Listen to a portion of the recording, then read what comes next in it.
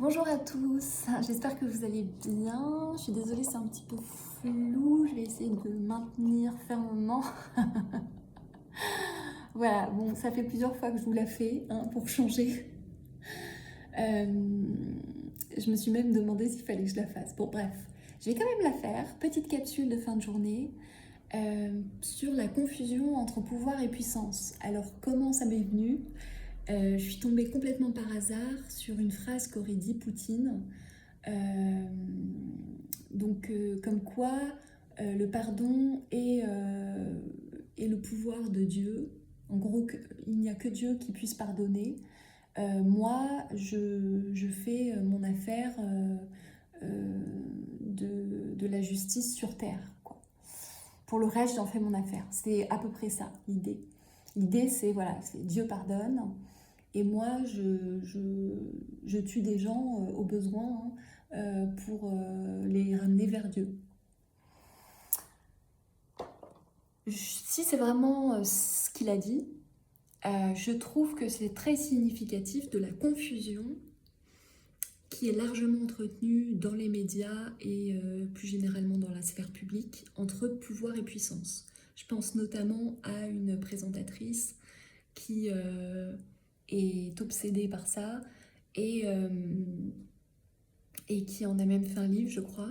Et à chaque fois qu'elle interviewe des nanas, c'est pour leur dire mais comment vous faites partie des femmes les plus influentes, comment vous avez fait, etc. Comment vous avez fait pour réussir, pour avoir du pouvoir, bref. Bon, je reviens à mes moutons.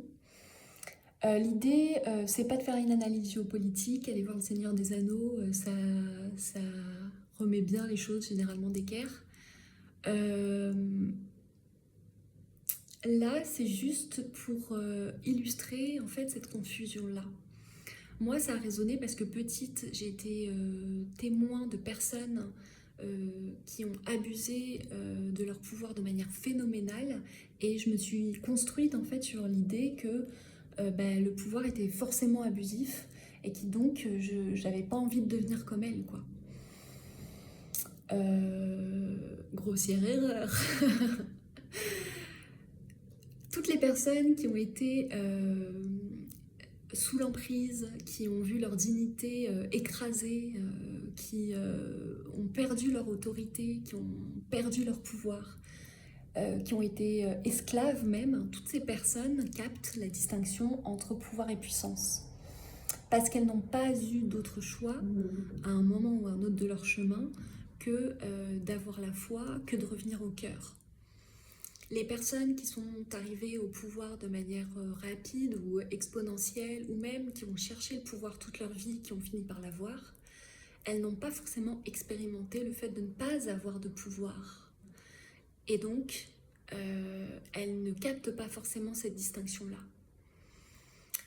Je dis pas que les intentions ne sont pas nobles. Je ne connais pas les intentions de ce chef d'État dont je vous ai parlé en début de capsule. Pour les plus curieux, allez voir le thème, la carte du ciel. Je crois qu'il a des énergies capricorniennes qui sont très fortes. En tout cas, on sent, parce qu'il fait souvent référence à Dieu, on sent qu'il a à cœur de défendre des valeurs et des choses qu'il considère comme sacrées.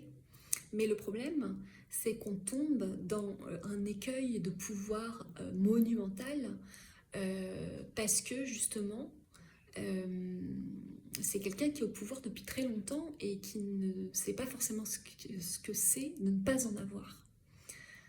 Globalement, l'écueil concernant l'abus de pouvoir va être proportionnel avec la non-reconnaissance de la puissance intérieure. Quand on est dans sa puissance, en tout cas quand on touche du doigt sa puissance, on s'incline en fait devant la vie, devant Dieu, devant quelque chose, devant une autorité supérieure. On sait que la vie a de la valeur. Donc on va aller, vers la vie. On va agir uniquement, on va faire preuve de pouvoir uniquement pour se protéger et pour soi-même. Pour un chef d'État, pour son État, mais pas pour oppresser un autre État ou pour contraindre d'autres personnes qui sont complètement différentes. Ce qui est mal foutu, entre guillemets, c'est que les personnes généralement qui ont du pouvoir n'ont pas expérimenté la puissance, et les personnes qui ont de la puissance, parce qu'elles n'ont pas dégringolé de leur trône pour l'expérimenter, les personnes qui ont de la puissance ont énormément de mal à retrouver leur pouvoir. Faudrait qu'on s'échange les tips. Mais lorsqu'on arrive à allier le pouvoir et la puissance, on arrive à l'action juste, on arrive à l'équilibre. Alors évidemment, c'est un idéal, mais, c'est l'idée, quoi. Donc voilà cette petite capsule autour de la confusion entre pouvoir et puissance. Au final, en fait, c'est la peur du pouvoir de la puissance. Mais c'est sûr que comme on est dans une société qui nous apprend à être dans le pouvoir, ou alors qui nous casse au point d'être obligé de reconnaître sa puissance, bah c'est pas évident d'allier les deux. Généralement, c'est vrai que les personnes qui sont au pouvoir sont rarement celles qui ont expérimenté leur propre puissance. Voilà. Écoutez, c'était la petite capsule du jour. À bientôt. N'hésitez pas encore une fois à faire des remarques, à commenter. Et puis voilà, bonne soirée.